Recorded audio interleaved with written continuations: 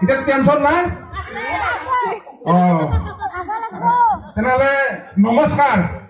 সকলোকে দিছো মোৰ মঞ্চৰ সন্মুখত টোপনি মাৰি থকা মাইকেলা দাদালৈও নমস্কাৰ চাব এইফালে আৰু মঞ্চৰ সন্মুখত থকা কণ কণ ভাইটি ভণ্টিহঁত নাকেৰে হেন ওলাই থকা তেওঁলোকলৈও নমস্কাৰ আৰু এই মঞ্চৰ সেইফালেদি অকণমান নেটৱৰ্ক মিলাই আছে তেওঁলোকলৈও নমস্কাৰ দীঘলীয়া নমস্কাৰ আৰু যিসকলে এইবাৰ বহাগৰ মাহত বিয়া পাতি ফাংচনৰ টেনশ্যন বাদ দি ঘৰতে শুই আছে তেওঁলোকলৈও নমস্কাৰ আৰু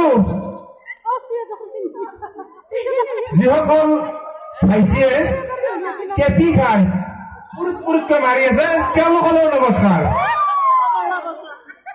আৰু যিসকল দাদা আৰু এজন ভাইটিও 10 টকীয়া পানীৰ বটলত মিছ কৰি প্ৰিণ্টটো দিছে তেওঁলোকলৈও নমস্কাৰ ৰাইজ এটা কথা কিন্তু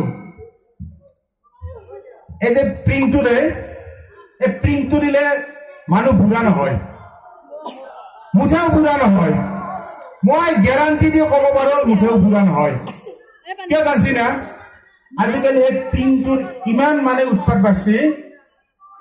মানে 15 বছৰ বা 16 বছৰ হ'বই নেদেই আৰম্ভ কৰেই গতিকে 15 বছৰত যদি প্ৰিণ্টটো অলপ দিয়া আৰম্ভ কৰে মোটামুটি 30 বছৰমান পকলেন প্ৰথমতে লিভাৰটো যায় তাৰপিছত কিডনীটো যায় তাৰপিছত 35 বছৰমান নাপায় ভাবলাং দেই ক'ত বুঢ়া হ'ব হয়নে ৰাইজ হয়নে নহয় গতিকে গমে পাইছে আৰু আপোনালোকে অকণমান ডেকা কালত এইবিলাক হেৰি হ'ব নালাগে